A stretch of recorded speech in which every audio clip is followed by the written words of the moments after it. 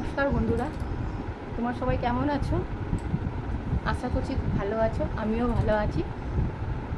তোমরা তো বুঝতেই পারছো আমার লাগেজটা দেখে যে কোথাও যাচ্ছি ঘুরতে, কিন্তু কোথায় যাচ্ছি সেটা তো পরে।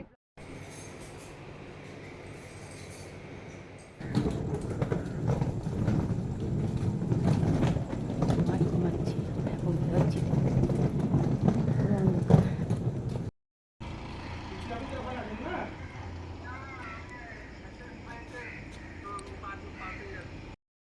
গাড়িতে উঠে গেছি, এবার যাবো এয়ারপোর্টে। আমাদের 7টায় ফ্লাইট আছে, চলো ওখানে দেখা হবে।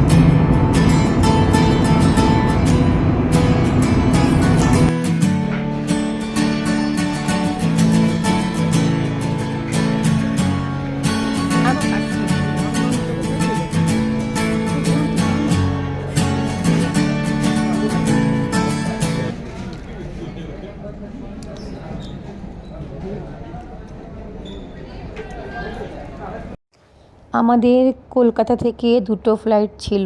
কলকাতা এয়ারপোর্ট থেকে আমরা আবার কলকাতা এয়ারপোর্ট থেকে নামলাম দিল্লি।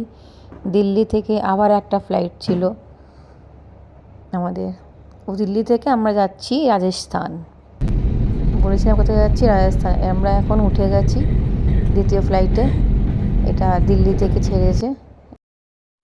জয়সলমীর এয়ারপোর্টটা 6 মাস বন্ধ থাকে। অক্টোবর 1 তারিখ থেকেই জয়সলমীর এয়ারপোর্টটা চালু হয়। আর সেদিনই আমরা 1 তারিখে আমাদের টিকিট ছিল, আমরা 1 তারিখে প্রথম প্যাসেঞ্জার।